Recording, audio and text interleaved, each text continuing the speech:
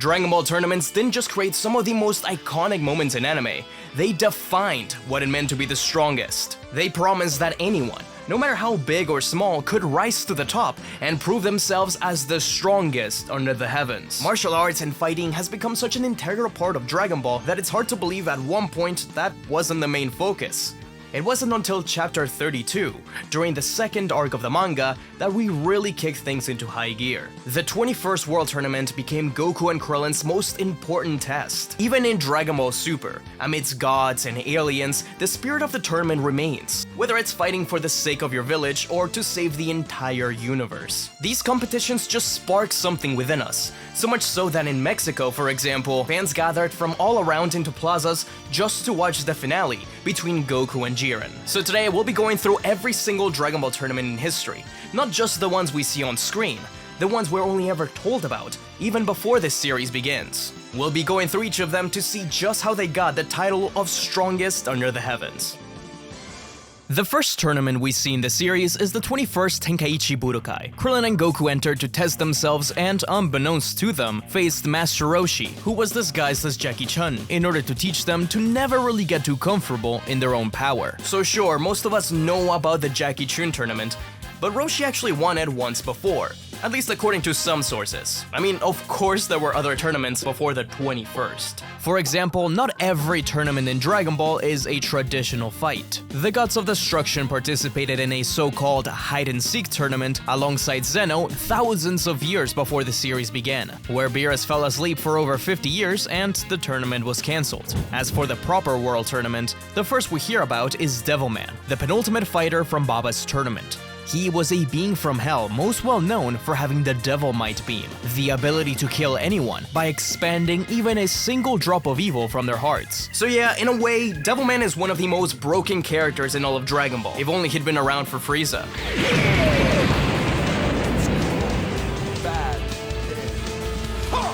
During his fight against Goku, Roshi reveals that he has actually won the tournament twice in the past. Obviously, the tournaments don't allow you to kill people, so it's unlikely that he used the Devil Might beam there. But Roshi does recognize it right away, so who knows? Maybe it's because of Devilman that they changed the rules. Another tournament win we only hear about is King Choppa. He was a competitor Goku battled during the preliminaries of the 22nd and 23rd World Tournament, and was really mostly used to glaze Goku up.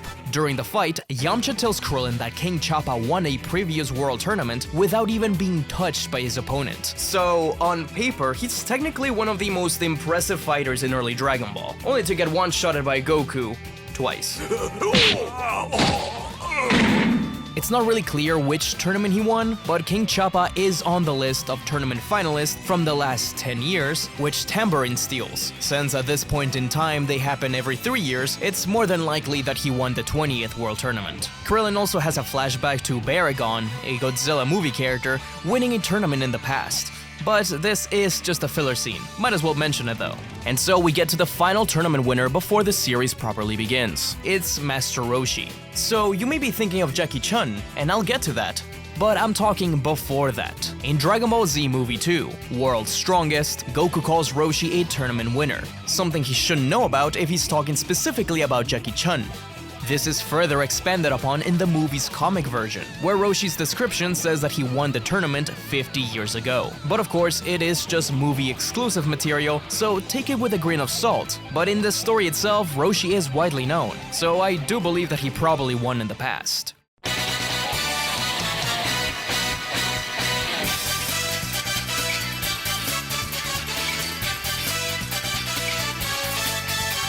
And so we've made it back to the tournaments we actually see. The 21st World Tournament was when Dragon Ball really began kicking things into high gear and exploded in popularity. I mean, Toriyama was planning on just having that first arc be the entire manga. So we owe a lot to that first tournament. We wouldn't be having any of this if it wasn't for that second arc. Goku had to face off against the flying monster Giran, where his conviction after regrowing a tail was such that the monster just gave up on the spot. Then it was Nam, whom he baited down from the sky and kicked him off of the arena. Meanwhile, for Master Roshi, he first faced off against Yamcha, who, though impressive, was easily beaten.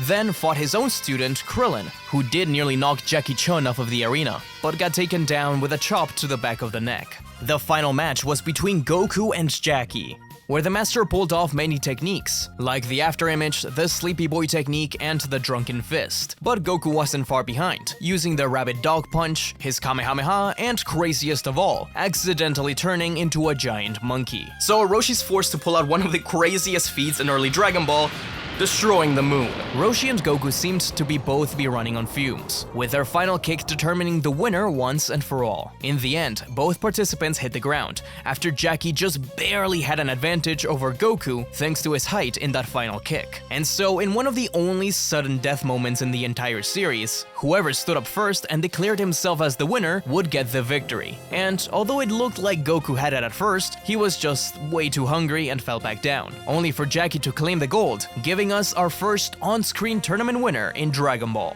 Master Roshi as Jackie-Chun. The next one isn't exactly a traditional tournament, more like a boss rush elimination tournament towards the end of the Red Ribbon Army arc, Fortune Teller Baba's tournament. In order to find out where the last Dragon Ball is and revive Uppa's father, Bora, Team Goku, made up of Krillin, Puar, Uppa, Yamcha, and Goku, must defeat Baba's fighters, Dracula Man, Invisible Man, the Mummy, and Devil Man, as well as a mysterious final fighter. Each one of them was eliminated one by one, until Goku defeated the Mummy, survived the Devil Might Beam, defeated Devil Man, and finally stepped out to face the last mysterious fighter. The warrior wore a mask and a halo on his head, and knew Goku's every single move, including the Kamehameha and even his tail weakness, which he accidentally pulls out. But it really was Goku's own Kamehameha that really impressed the mysterious fighter, who gave up after seeing Goku's determination even after losing his tail, revealing himself to be none other than Goku's dead grandfather, Son Gohan. He was brought to the living realm for one day specifically to fight Goku, and now he's proud to see how far he'd come. And although Goku wanted him to stay, Gohan decided that his time on Earth had passed. Plus, he liked the chicks in heaven. And so, Goku was declared the winner. Oh, and Goku did get that final Dragon Ball and revive Bora, by the way. The original Dragon Ball is great if you haven't seen it. Then we get everyone's favorite part of long-running shonen anime: filler. Before the 22nd World Tournament, there's 3 years of Goku training on his own on foot. No flying Nimbus. Along the way, he has a few filler adventures, including going to the Demon Realm for the very first time. I have a video all about that though. He has a little spectacle match there. It's not really a tournament, so I'm not counting it here. But there is something more similar to that. Along the way, he comes across Chin Taiken, a very old martial artist and head of the Chin Star School. Sky Dragon, the head of the Panther Fang School, is set to fight him during the yearly Royal Match, which will determine the Master of Martial Arts. It's kinda similar to the World Tournament, but two schools competing against each other. Goku agrees to enter in his stead, since Shin Taiken is just far too old now, and all of his other students have been driven away by threats from the opposing school. So Goku faces Sky Dragon, who is dead set on killing him, and it really looks like our hero could lose. He's at a severe disadvantage since Shokin, the son of Chin Taiken, gave Goku laxatives in revenge for not being chosen to fight Sky Dragon. Still, Goku fights through it with a severe need to use the bathroom, beating Sky Dragon in a single blow of the Phantom Star, somewhat of a variation of the afterimage strike created by the Chin Star School, winning the match for them and regaining the lost students. Goku would continue traveling the world, and so while wearing a tiger pelt, Goku runs to the 22nd World Tournament. Now we're introduced to a rival school, made up of Ten Shinhan, Chaozu, and the Crane School Patriarch, the Crane Hermit himself, Master Shen. Goku had grown far beyond what anyone expected during those 3 years, knocked out Pamput with a series of punches so fast that only Tien could see, and even had a fateful match against his best friend, Krillin, in my personal favorite fight in this arc. Ten Shinhan, on the other hand, knocked out and broke Yamcha's leg mercilessly. He then fought Jackie Chun, where Tien replicated the Kamehameha with ease. Jackie Chun gives up, realizing that he didn't need to test the next generation anymore with fighters like Tien around. They are in good hands. Jackie Chun would have a heart-to-heart with Tien, making him realize that he really doesn't want to be an assassin. He just wants to be the best martial artist he can be. But the real challenge would come in the finals: Tien versus Goku. Tien was a fighter like no other, having the ability to fly, being impervious to the Kamehameha, and having the blinding solar flare. Tien was ruthless, attacking Goku while he talked to his friends in a savage blow. But that talk Master Roshi had with him planted seeds of doubt in his heart. He knew Tien wasn't a mere assassin, he was a martial artist. In fact, one of the best of the new generation. It all came to a stop when Master Shen forced Chaozu to use his psychic skills to paralyze Goku mid-fight, giving Tien a chance at a killing blow. But Tien knew that he would be disqualified, but above that, he wanted to win with his own abilities, with no help. Roshi realized what was going on, and blasted the Crane Hermit so the fight could continue, with Tien growing multiple arms and using his ultimate technique, the Kiko Hole, destroying the entire arena. Goku propelled himself against Tien with a Kamehameha, blowing both of them out of bounds. But the first one to touch the floor outside of the arena was Goku, as he was bounced off a car, leaving Tien as the winner of the 22nd World Tournament. Now this next one I'm gonna talk about isn't canon, it's from the third Dragon Ball movie, but it kinda replaces the 22nd World Tournament. It's really like a different interpretation of events. It's actually pretty fun. It's the Mifan tournament, held in the country of Mifan by Emperor Chaozu. Yeah, in this movie Chaozu is an emperor, Tien's his royal guard. The winner of each fight moves on to fight the next opponent. This tournament actually doesn't end, really. Bora beats Yamcha, but Bora's next match is against Tao, who just kills him. This technically means that Tao was the last person to fight in the tournament itself, since Goku attacks him out of turn, causing the whole tournament to go into chaos. So this tournament is inconclusive. But after Goku gets shot into Korin Tower, Tao gets shot from the sky by a Rayleigh. Goku and her then team up and kick back rockets, which kill Tao. So does that make them the winners? And so we get to the 23rd World Tournament, which really feels like the finale of a part of the series.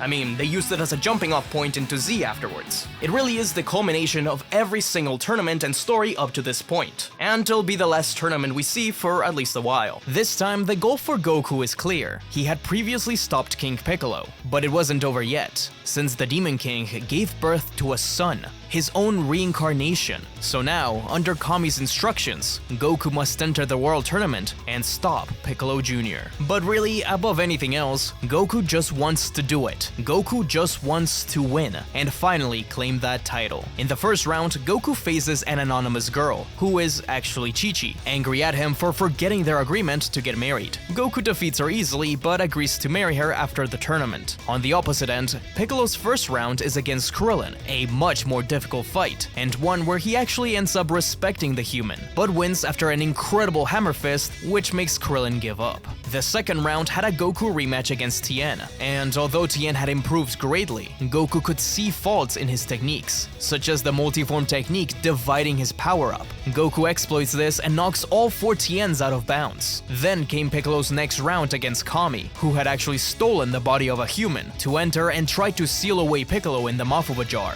But that plan doesn't go as expected. Piccolo reverses the attack as Kami is forced to leave the body of the human and be trapped in his own jar, swallowing it. So now Goku has to deal with that, leading us to the final match, Goku versus Piccolo Jr.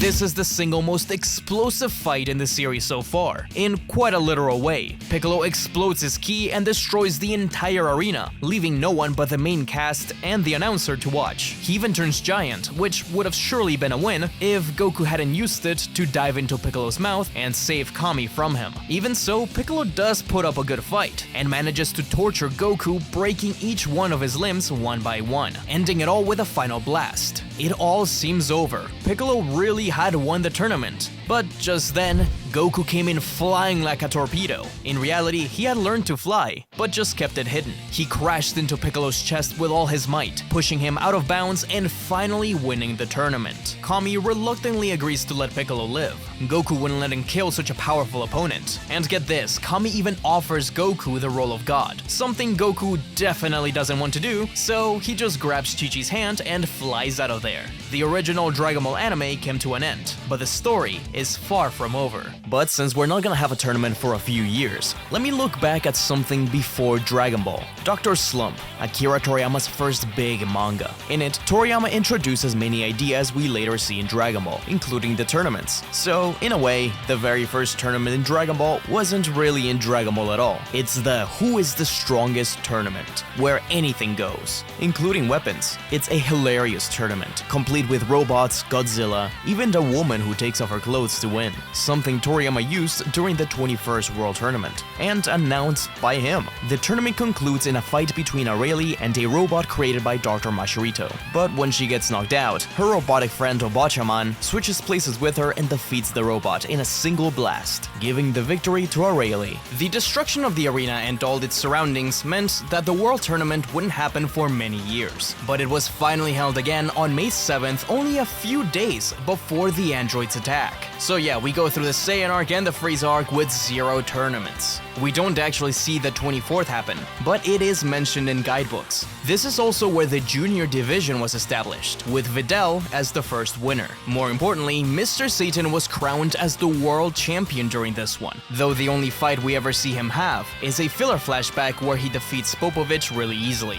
The Tenkaichi Budokai would be held again 7 years later, but before that, just a few weeks after the 24th World Tournament, a more terrifying contest would be held by none other than the bio-android Cell. The Cell Games was an elimination tournament where each opponent had to fight Cell, though in the end there were only 3 matches. The official story is that Mr. Satan saw through the smoke and mirrors of Cell and defeated him. Now, I don't want to spark up any conspiracies, but I have a feeling that he wasn't actually the one to defeat Cell. But then, who was?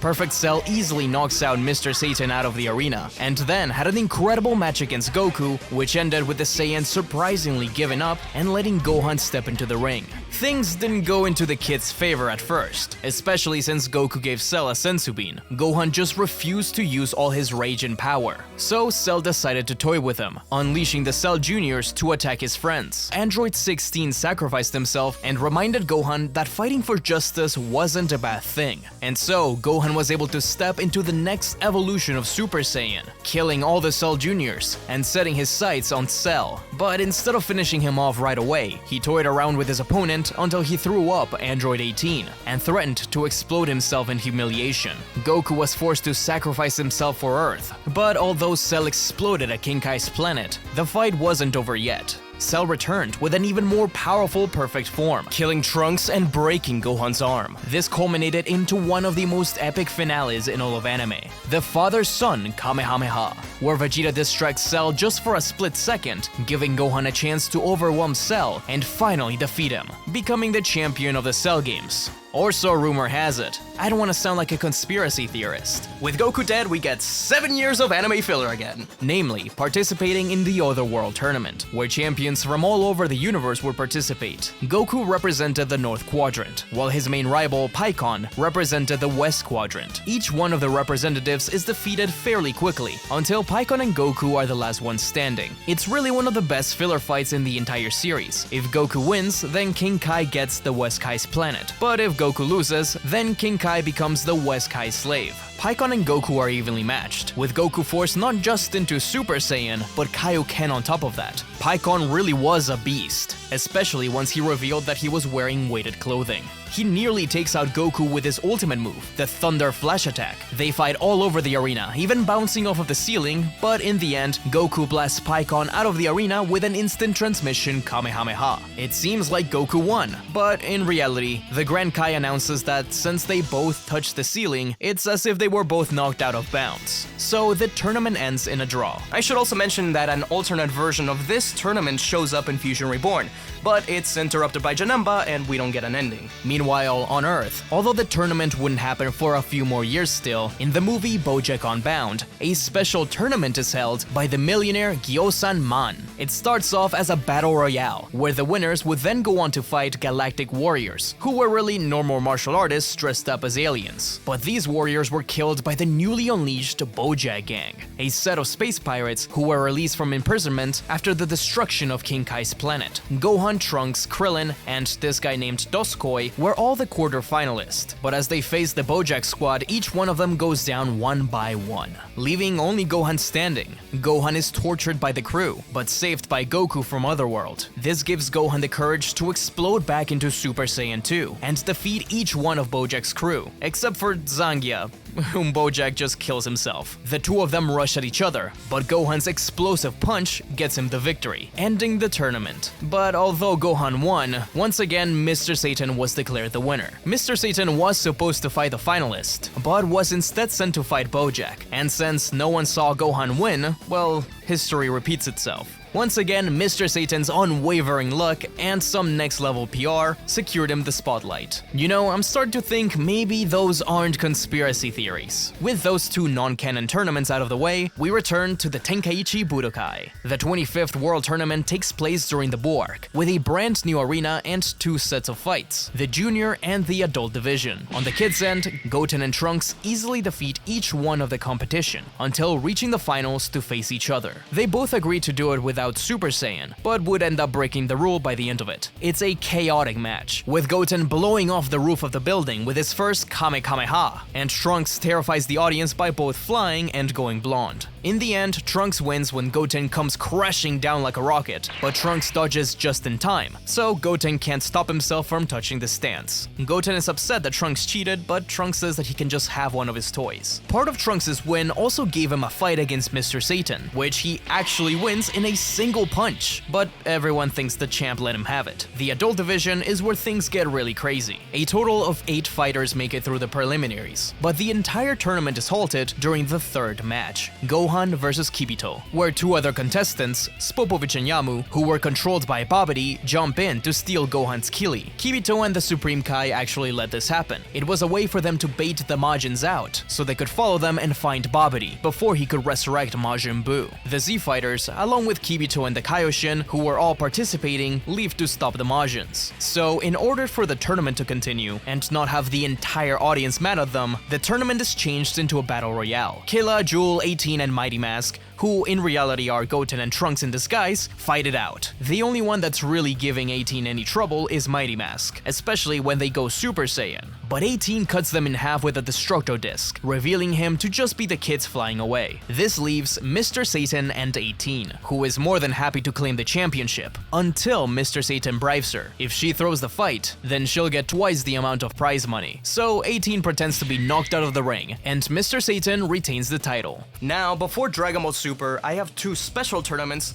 that aren't exactly canon, but I thought it was fun to include them. The first is the Japanese Hero Awards Special. This is from an animated segment on Japanese history where Goku serves as a commentator rather than a participant. The first fight involves Masashibo Benkei, Japan's most famous warrior monk, versus the queen of the Yama Kingdom, Himiko. Despite having an advantage at first, Himiko gets knocked out. The next match features Prince Shotoku Taishi, responsible for Japan's first constitution and the widespread adoption of Buddhism in Japan. He faces Amakusa Shiro, a Japanese Christian missionary. In the end, Shiro shows off by running on water, but Shotoku shows off his flight and nearly drowns Amakusa Shiro. The final fight is between Masashibo Benkei versus Shotoku Taishi. Taishi teleports all around the place, but seems to have lost once Benkei crushes him. Everyone is sure that Taishi lost, when suddenly his spirit moves outside of his body. Benkei gets his shin kicked and dies on the spot. I'm doing a very brief overview of this, but it's actually really interesting. I have a video all about these weird specials if you want to find out more. The next tournament is the food tournament featured in the Dream 9 crossover special between Toriko, One Piece, and Dragon Ball, the tastiest under the heavens tournament. What happens when you mix Dragon Ball, One Piece, and Toriko? Of course, a food tournament so ridiculous, nearly every main character from these franchises participates. It involves racing to grab a flag, and of course, the only ones who make it out in time are Toriko, Luffy, and Goku, who grab the flag all at the same time. So the area turns into a fighting arena, where Mr. Satan falls into the middle of the ring. Luffy and Toriko know that Goku is the biggest threat, so they both aim specifically at him, with Goku sizing them up and being pretty impressed. The three clash their super attacks, destroying the arena apart except for a single section where Mr. Satan was standing, so he wins. Man, he's gotta be paying them all off or something. I mean, was there really any doubt? But to give credit where it's due, Mr. Satan does share his prize, a carrot sizzle grill, with everyone there, and they all get to celebrate. With those two side quests out of the way, we can go into Dragon Ball Super. The first tournament in Super was the Tournament of Destroyers, between Universe 6 and Universe 7. If Champa won, then he got the Universe 7 Earth. If Beerus won, then he got to use the Super Dragon Balls. Taking place on top of what turned out to be one of those Super Dragon Balls, the tournament had contestants tag in and out depending on where they lost or stepped down. Beerus' team included Goku, Piccolo, Vegeta, Buu, and the man claimed to be the strongest person Beerus ever fought, Monaka. Buu was disqualified for failing the written exam. Meanwhile, Champa's team was made up of Botamo, Frost, Magetta, Kappa, and Hit. The first match is Goku vs Botamo, where Goku drags Winnie the Pooh out of bounds. He moves on to Frost, who actually cheats and knocks Goku out with poison. Piccolo steps up to the ring next, but loses as well. It's only once the cheating is revealed that Vegeta refuses to let Frost be disqualified and beats him with his own two hands. He then fights Magetta, whom he defeats with a final flash and some insults. The Universe 6 Saiyan Kaba is next. Vegeta forces him into Super Saiyan before beating him down with Super Saiyan Blue and the promise of strength to come. Then it's the final Universe 6 contestant, Hit. But Vegeta loses thanks to the assassin's weird time skip ability. So Goku was allowed to come back into the ring since his loss was nullified. And he leaves quite an impression, showing off against Hit by adapting to the time skip and using Super Saiyan Blue combined with Kaioken. But steps down once he realizes that Hit isn't giving it his all. After all, he can't kill in this tournament. The final contestant is Monaka, but Hit isn't really having this anymore, and was satisfied with meeting fighters so interesting. So he feigns a loss and Universe 7 wins. Still, Beerus does secretly care about Champa and gives him what he wants, wishing on the Super Dragon Balls for Universe 6's Earth to be restored, while Goku makes friends with the King of the Universe, Zeno, and convinces him to hold a multiversal tournament. But before we get to the Tournament of Power proper, in order to show his future counterpart what a tournament looks like, Zeno holds a set of exhibition matches. It's not a proper tournament, but the fights are as follows: Buu vs Basil, where Buu wins after getting angry at Mr. Satan getting hurt. Gohan vs Lavender, where they're both disqualified after a blinded and poisoned Gohan knocks Lavender out of the arena but ends up unconscious as well. And Goku vs Bergamo, where Goku wins by blasting the giant Bergamo with a Kaioken Kamehameha, declaring Universe 7 as the winners. These matches don't happen in the manga though, and instead we get a Battle Royale Rumble between the Gods of Destruction. It's one of my favorite moments in the manga, where we really get to see the personalities of each one of them. They fall one by one while showing off their skills, except for Belmont, who played dead the entire time. The last two remaining are Beerus and Quitella, but the fight is stopped by the Grand Priest as Zeno was getting bored of the fights and instead asks for Goku and Toppo to face each other. Although the God of Destruction match doesn't really happen in the anime, Liquor, Iwan, and Arak have a very short match to show off for Zeno and to test out the arena, but both Zeno just slept through the entire thing. This extra match actually does happen in both the anime and the manga, and although the fight in the anime stopped because of the destruction cost, in the manga, Toppo actually wins by knocking Goku out of bounds. Either way, this exhibition match was only the lead-up to the real deal.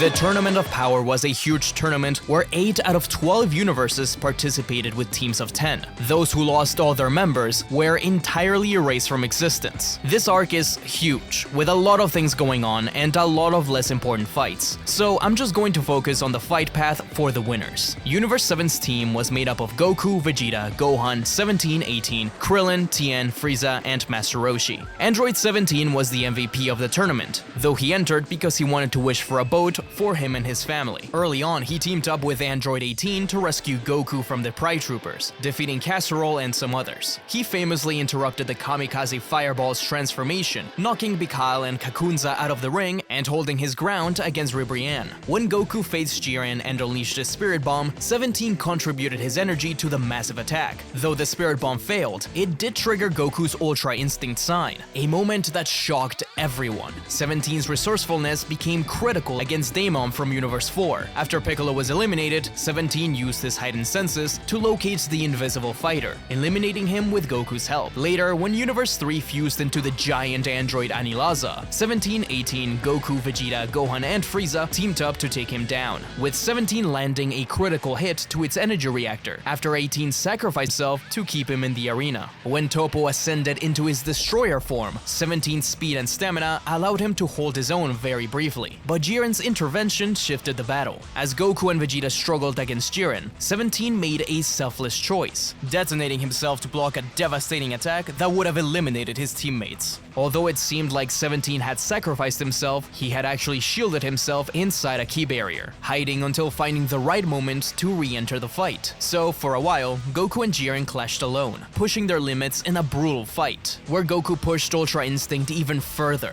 But once Goku lost Ultra Instinct, it seemed like things were over. So not only did 17 step in, but Frieza as well, with Frieza and Goku attempting to drag Jiren out of the arena, while 17 blasted him from afar. Someone had to remain on. In this final push, while Goku blinked in and out of Super Saiyan, Jiren finally understood the strength of Universe 7. The last man standing was Android 17, wishing for all the erased universes to be restored. Bulma rewarded him with a cruise, and he could finally return to Monster Island, becoming the single character to save the most lives in all of Dragon Ball. But it's not the last one, so let's continue. Before Dragon Ball Super Broly, there was one other time our heroes fused into Super Saiyan Blue against the legendary Saiyan, the Dragon Ball Z 4D at the Super Tenkaichi. This was an attraction at Universal Studios Japan. In this story, a brand new tournament is held. Mr. Satan, the Great Saiyaman, Goku, Vegeta, Krillin, and Piccolo are all participating. The tournament is explosive right away, with surprisingly, Krillin doing his best out of anyone. He steals Gohan's sunglasses and forces him to flee, and with the help of 18 in the audience with us, distracts Piccolo and knocks him out of the arena. Meanwhile, Goku and Vegeta are off in their own little world, fighting each other when suddenly someone comes crashing in. Z Broly, using his brand new legendary God state. Goku and Vegeta do what they can, but they're both knocked down from the sky while defending us. The Dragon Balls were meant to be part of the prize, but Bulma takes the chance to wish for Goku to gain his powers back so he can use this brand new technique, the God Fusion, a special kind of fusion dance that allows him to fuse with all of us in the audience. The camera then switches to a first-person view as we're now fighting God Broly as this Gogeta lookalike, finally defeating Z Broly and knocking him out of canon, while Mr. Satan is once again declared the winner. You know, while writing this, I knew a lot of wins would be given to Mr. Satan. I just didn't realize how many there would be. The next few tournaments are the 26th and the 27th, which we don't actually see, but we know Mr. Satan wins with the help of Majin Buu, who throws the final round. And so we make it to the 28th World Tournament, the final one in the original manga. Goku enters just to fight one very specific person, Oob, the reincarnation of Majin Buu. With Buu's magic, he's matched up against the kid right away. He tries to be nice at first, encouraging him to use his real power, but when that doesn't work, he awkwardly insults Oob's parents, which enrages him and makes him finally use his real power. Goku is glad to see that he's finally found his next big challenge, being a master. So he tells Oob that he will get Mr. Satan to help out his village. But what he really wants to do now is train Oob to master his incredible power, so they can grow stronger together. Oob is hesitant, but he agrees, and the two leave with Goku giving Oob the Flying Nimbus. As for the tournament, well, it's just cancelled, and Mr. Satan remains as the champion. In the anime though, we see a few more matches, as the Saiyans decide to have a bit more fun, like Goten vs Pan, where Pan wins. After this one is the 29th and the 30th, though they are only ever mentioned in Dragon Ball Online. They were held on age 787 and 790, where Mr. Satan continues to win. I really don't know how Earth hasn't suspected anything yet. On age 793, in Dragon Ball Online, Mr. Satan retires to leave room for the next generation. But in reality, Buu had gotten bored of tournaments and decided to start his own family. So Mr. Satan instead becomes a movie star and begins a televised training school, which is later revealed to be a sham. Meanwhile, in a different reality, in Dragon Ball GT, we see the 31st World Tournament, which also takes place on age 790, weirdly enough. Obviously a different timeline and reality from online. The junior division was brought back, and since Goku is a kid in GT, this is where he ends up having to fight. Of course, he easily beats every one of his opponents, getting pretty bored that he can't fight in the adult division. But in the final match, a nerdy kid with glasses named Mowgli takes his chance while Goku is distracted to knock him out of the arena. Goku catches himself, but Mowgli tickles him out and wins. Meanwhile, in the adult division, Mr. Satan is ready to give up his title to the next generation, now that Majin Buu has fused with Oob, leaving him with no ways to cheat to the top. Does this mean he finally loses a tournament? No, of course it doesn't. The champ pulls through once again, this time against the mysterious Papaya Man, who was in reality Oob. Papaya Man was going to easily win, but Majin Buu from within stops him from beating Mr. Satan, saying that he's not just his friend, but that he brings hope to humanity. So Mr. Satan gets the title once more. That was the final World Tournament where heroes participated. But many years later, on age 889, when Pan was already a great-grandmother herself, Goku would visit in spirit just for a bit to watch the 64th Tenkaichi Budokai, specifically the match between Goku Jr. and Vegeta Jr. There's no clear winner in sight, but the legacy of the Super Saiyans shines bright. But there are a few more tournaments worth mentioning. In Dragon Ball Online, on age 999, a man named Morgan defeated over 100 robots, leading to engineers all over the world to angrily proclaim that robots aren't weak. Because of this, the World Tournament introduces the Ultimate Fighting Division, a version of the tournament that allows weapons, armors, and robots. Then, in Dragon Ball Heroes, outside of space and time, Eos, a previous Supreme Kai of Time, holds the Super Time-Space Tournament, a team-based tournament featuring warriors from different realities and timelines. If they lose, their reality is erased. Basically, a hero's version of the Tournament of Power. It was divided into two rounds,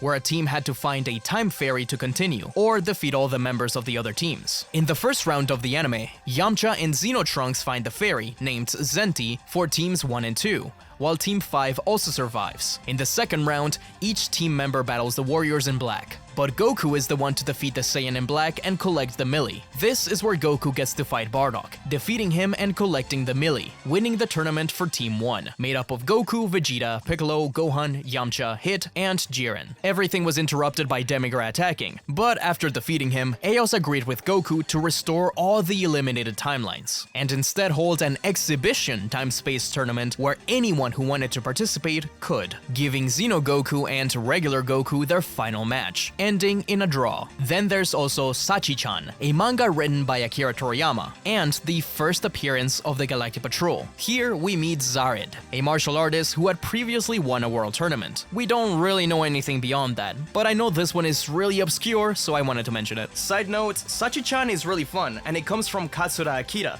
which is the first appearance of the Galactic Patrol. It's not drawn by Toriyama, but it was written by him, and it has some amazing art. I hope one day we get it translated. Then there's of course the video games. The main ones I wanted to mention were the Dragon Ball Online ones, since Toriyama was directly involved in that game. I already talked about most of the ones mentioned in Online, but I thought it was worth noting that in one of the teasers was shown another tournament match. Dragon Ball Online takes place on age 1000, and it seems to be showing the final match between a Namekian and a human descendant of the Saiyans, a clear callback to the 23rd World Tournament, where Goku and Piccolo fought long ago. But outside of Online, there's a few more tournaments worth talking about. The most notable ones are the Tournament of Time and the Super Cell games and Legends. The Tournament of Time takes place following the Tournament of Power. Time Rifts have brought forward characters from all over the Dragon Ball multiverse, including two ancient Saiyan twins, Shallot and Giblet, to participate in a tournament where those defeated are brought to their original time, and the winners will obtain the Super Dragon Balls. In reality, this is all a plot from the villainous Saha, who is using this opportunity to reawaken the Omnificent Crystal, a prototype of the Super Dragon Balls that can reverse even the Hakai from Beerus. purpose, by recharging it through the battles of the Twin Saiyans, using it to erase the memories of the universe to make them believe that Charlotte was a villain, though Goku is one of the few able to push through and remember Charlotte. This game's story is still going, but I doubt that Zaha will really follow through in the tournament promises. Meanwhile, the Super Cell games are held by a new version of Cell, a team tournament where he partners with Bojack and Cooler. It mirrors parts of the original in some ways, like 16 sacrificing himself to defeat Bojack. Cell kills Cooler for trying to destroy Earth, but Cell himself is defeated by Charlotte and his allies. As it turns out, this was actually part of his plan, since he wanted to return with his super perfect form. The Super Cell games ends with Gohan and Charlotte combining their blast to defeat Cell once and for all. Then there's the time tournament in Dragon Ball Fusions, taking place way into the future age of 2016. It combines parts of all of Dragon Ball history and merges them together. It ends in battle between Tekka and Pinnich's team, where Pinnich, the rival character, ends up being tricked into using the Ultra Fusion with Frieza and Cell, and actually ends up killing Goku.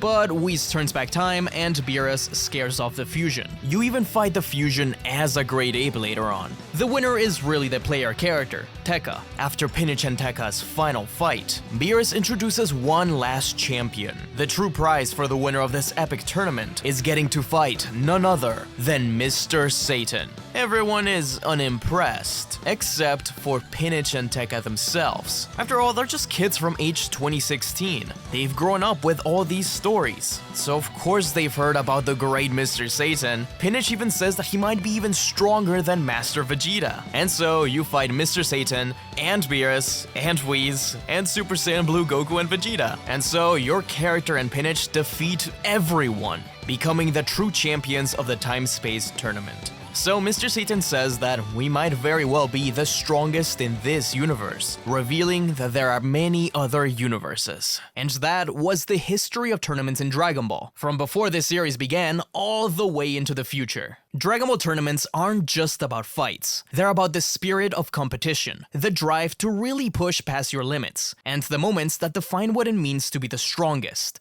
So, from its humble beginnings as the 21st World Tournament to the multiverse-shattering spectacle of the Tournament of Power, Dragon Ball tournaments are iconic. They've captured the imagination of fans from all around the world. Anyways guys, I hope you enjoyed. Don't forget to Father-Son Kamehameha that subscribe button. And if you're hungry for more, check out my video on every single Super Saiyan 3 ever.